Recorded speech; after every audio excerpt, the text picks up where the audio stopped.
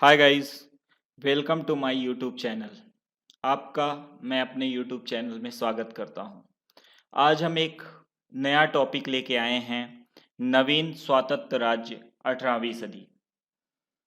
यह टॉपिक लेंदी होने की वजह से हम इसको 3 पार्ट में विभक्त किए हैं। हम आपके सामने पहला पार्ट लेके हाजिर हैं। तो आज हम बात करते हैं नवीन स्वायत्त राज्य 18वीं सदी की। क्या है ये, क्यों ये टॉपिक इतना इम्पोर्टेंट है यूपीएससी मेंस और प्री के लिए। चलिए बिना देर किए शुरुआत करते हैं। नवीन स्वायत्त राज्य 18वीं सदी। 18वीं शताब्दी के पूर्व बाद में मुगलों के प्रत्यक्ष और अप्रत्यक्ष नियंत्रण वाले प्रांतों में स्वतंत्रता की आकांक्षा स्पष्ट रूप से दृष्टिगोचर हो रही थी। इस काल में उदित होने वाले राज्यों को स्थूल रूप में 3 श्रेणियों में बांटा जा सकता है।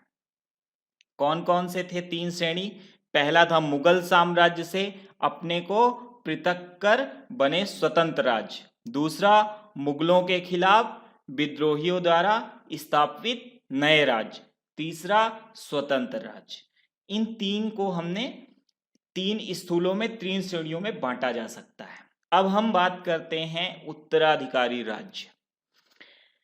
अवध, बंगाल और हैदराबाद उत्तराधिकारी राज्य की श्रेणी में आते हैं।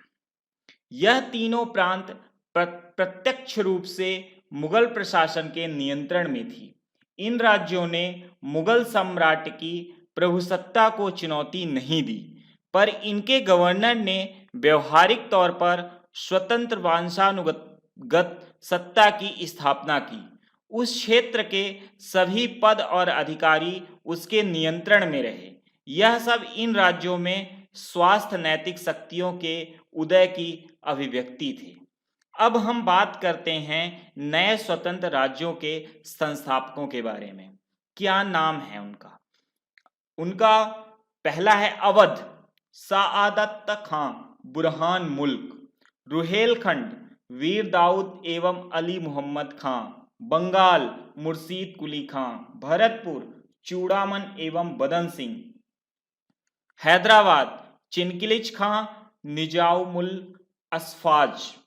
कर्नाटक, साउदुल्ला खां। ये नए स्वतंत्र राज्यों के संस्थापक थे। अब बात करते हैं हैदराबाद की। 1724 ईस्वी में चिनकिलिच खां का निजामुल मुल्क असफाज ने हैदराबाद राज्य की स्थापना की। सैयद बंधुओं को हटाने में उसने महत्वपूर्ण भूमिका अदा की थी। 1720 ईस्वी से 1722 ईस्वी के बीच उसने दक्कन में अपनी स्थिति सुदृढ़ कर ली, मजबूत कर ली। 1722 से 24 तक वह मुगल साम्राज्य का वाजीर रहा, किंतु सम्राट के ढुमुल रवैये से तंग आकर दक्कन वापस जाने का निश्चय कर लिया। दक्कन में उसने मुगलों की तर्ज पर जागीरदारी प्रथा चलाकर सुव्यवस्थित प्रशासन की स्थापना की। निजामुल मुल्क में को मराठों के कारण कुछ समय तक कठिनाइयां रही। बाजीराव के विरुद्ध युद्ध में वह पराजित हुआ। उसने नादिर शाह के विरुद्ध नए करनाल के युद्ध में साथ दिया था। दिल्ली से लौटने के पूर्व नादिर शाह ने सम्राट को निजामुल मुल्क के विरुद्ध सचेत भी किया कि वह व्यक्ति आवश्यकता से अधिक चालाक और महत्वाकांक्षी है।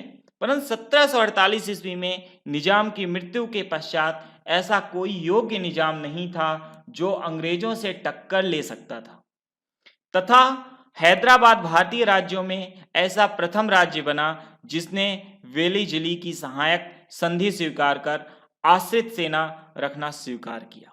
अब हम बात करते हैं कर्नाटक की। कर्नाटक मुगल दक्कन का एक सूबा था और वह हैदराबाद के निजाम के अधिकार क्षेत्र में आता था, किंतु जिस प्रकार व्यवहार में निजाम दिल्ली की सरकार से स्वतंत्र था, उसी प्रकार कर्नाटक का नायब सूबेदार भी, जिसे कर्नाटक का नवाब कहा जाता था, अपने को दक्कन के नवाब से मुक्त कर स्वतंत्र हो चुका था तथा अपने ओहदे को वंशानुगत बना चुका था। वहां का नवाब साउदतुल्ला खान ने आरकाट को अपनी राजधानी बनाया। उसने अपने भतीजे दोस्त अली को हैदराबाद के निजाम की अनुमति के बिना अपना उत्तराधिकारी घोषित किया। मराठों ने 1740 ईस्वी में दोस्त अली की हत्या कर दी। दोस्त अली का उत्तराधिकारी सफदर अली बना। यहीं से योग्य उत्तराधिकारियों के अभाव में यूरोपीय कंपनियों को कर्नाटक की राजनीति में हस्तक्षेप करने का मौका मिला। अब बात करते हैं बंगाल की। धर्म परिवर्तन के बाद मुसलमान बने दक्षिण भारत के ब्राह्मण मुर्शीद कुली खान ने तथा अलीवर्दी खान ने, जो असाधारण योग्यता वाले व्यक्ति थे, बंगाल को स्वतंत्र कर दिया। औरंगजेब ने 1700 ईस्वी में मुर्शीद कुली खां को बंगाल का दीवान बनाया। 1713 में फर्रुखशियार ने सूबेदार के रूप में उसकी नियुक्ति की तथा 1717 में बंगाल का सूबेदार बना दिया। किंतु वह वास्तविक शासक 1700 से ही था जब उसे दीवान बनाया गया था। हालांकि वह बादशाह को नियमित रूप से नजराने की काफी रकम भेजता रहा था। अब हम बात करते हैं मुर्शीद कुली खां की। मुर्शीद कुली खां क्या थे? 1717 में मुगल शासक फर्रुखशियार द्वारा बंगाल का सूबेदार बनाया गया।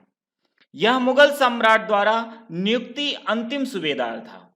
इसी के साथ बंगाल में वंशानुगत सूबेदारी शासन की शुरुआत हुई। दीवान से मुक्त किया, फिर भी बादशाह को नजराने के रूप में बड़ी रकम अदा करता रहा। इसने खुद को मुगल शासन से अलग कर लिया और बंगाल पर अपना अधिकार कर लिया। उसने सैद्धांतिक रूप से तो मुगलों को अपना सप्रभु माना, लेकिन व्यवहारिक रूप से स्वतंत्र व्यवहार करता रहा। पर फर्रुखशियार द्वारा अंग्रेजों को प्रदत्त मैग्ना कार्टा में से अंग्रेजों द्वारा बंगाल को टकसाल स्थापित करने और सिक्के चलाने के प्रावधानों को मुर्शीद ने नकार दिया। मुर्शीद कुली खां कालीन विद्रोह किसने विद्रोह किया? सीताराम, उदय नारायण, सुजात खां, नजात खां। मुर्शीद कुली खां ने खालसा भूमि का विस्तार किया, कृषि को प्रोत्साहित करने के लिए तकावी ऋणी देने की भी व्यवस्था की। भू राजस्व की वसूली के लिए इजारेदारी राजस्व वसूली को सबसे अधिक बोली लगाने वाले को देने की प्रथा, इसमें स्थानीय जमींदारों तथा साहूकारों की प्राथमिकता थी। प्रथा की शुरुआत की गई। इसके राजस्व सुधार के परिणाम स्वरूप बंगाल का वार्षिक राजस्व लगभग 1.43 करोड़ रुपए हो गया। अब हम बात करते हैं सजाउद्दीन की। 1727 ईस्वी में मुर्शीद की मृत्यु के बाद उसका दामाद सजाउद्दीन गद्दी पर बैठा। 1733 ईस्वी में मोहम्मद शाह उसे बिहार की भी सूबेदारी प्रदान की। इसने अलीवर्दी खां को बिहार का नायक सूबेदार बनाया तथा बंगाल को 4 प्रशासनिक इकाइयों में विभक्त किया। अब बात करते हैं सरफराज खान की। सरफराज 1739 में सजाउद्दीन की मृत्यु के बाद इसका चचेरा भाई सरफराज अली खान गद्दी पर बैठा। 1740 में बिहार के नायक सूबेदार अलीवर्दी खान ने विद्रोह कर दिया और हेरिया या गिरिया के युद्ध में सरफराज खान को पराजित कर उसकी हत्या कर दी और इस तरह अलीवर्दी खान बंगाल का नवाब बना। अलीवर्दी खान के बारे में बात करते हैं। 1740 ईस्वी में अलीवर्दी खान बंगाल का नवाब बना। इसका मूल नाम मिर्जा मोहम्मद खां था। अलीवर्दी खान ने 2 करोड़ रुपए मुगल बादशाह को देकर नवाब के पद के वैधानिकता को प्राप्त किया। इसने अपने 16 साल के कार्यकाल में कभी भी मुगल राजकोष में कोई भी राजस्व का कोई भी हिस्सा जमा नहीं किया। 1751 ईस्वी में मराठा सरदार रघुजी भोसले ने उड़ीसा पर आक्रमण किया। मराठों के दूत भास्कर पंडित की हत्या करवा देने के कारण मराठों के लगातार होने वाले आक्रमण से बचने के लिए अली वर्दी खान ने 1750 ईस्वी में उनसे एक संधि की। इस संधि के द्वारा 12,000 लाख प्रतिवर्षी वर्ष चौथा देना स्वीकार किया तथा उड़ीसा का एक भाग दे दिया। वास्तविक रूप में उड़ीसा पर मराठों के भोसले वंश का शासन हो गया। अली वर्दी ने अंग्रेजों और फ्रांसीसियों के स्वेच्छाचरित पर अंकुश लगाते हुए क्रमशः कोलकाता और चंदनगर की किलेबंदी का विरोध किया। अली वर्दी खान अंग्रेजों की तुलना मधुमक्खी से करता था। हॉलवेल लिखता है कि उसने सिराजुद्दौला को अंग्रेजों से सतर्क रहने की हिदायत दी थी। 1756 ईस्वी में अली वर्दी खान की मृत्यु जलशोध एक बीमारी है, ड्रॉपसी बीमारी से मृत्यु हो गई। इसका कोई पुत्र नहीं था, केवल 3 बेटियां थी। सिराजुद्दौला उसका नाती था जिसने अली वर्दी खां अपनी जीवन काल में ही उत्तराधिकारी मनोनीत कर दिया था। उसकी दूसरी बेटी का विवाह पूर्णिया के नवाब से हुआ था। शौकत जंग इसी का बेटा था। तीसरी बेटी द सिटी बेगम ढाका के शासक की विधवा थी। राजवल्लभ इसका सहयोगी था। तो इस वीडियो को हम यहीं पे समाप्त करते हैं। अगले पार्ट में हम बात करेंगे सिराजुद्दौला के बारे में, उसके बाद बात करेंगे मीर जाफर के बारे में, इसके बाद मीर कासिम के बारे में बात करेंगे, मीर कासिम के सुधार के बारे में बात करेंगे। इसके बाद हम बात करेंगे बक्सर युद्ध की।